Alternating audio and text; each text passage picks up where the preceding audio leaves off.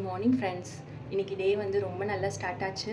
குருவி சவுண்டெல்லாம் கேட்டுட்டு அதுக்கப்புறம் வந்து கொஞ்சம் நேரம் வந்து பார்த்துட்டு, ஆக்சுவலாக எங்கள் போர்ட்டிக்கோல பார்த்தீங்க அப்படின்னா ஒரு ஊஞ்சல் இருக்கும். ஸோ அதில் கொஞ்சம் நேரம் உட்காந்துட்டு வருவேன். பயங்கர நல்லாயிருக்கும். கொஞ்சம் நேரம் காலைல காமாக இருக்கும்.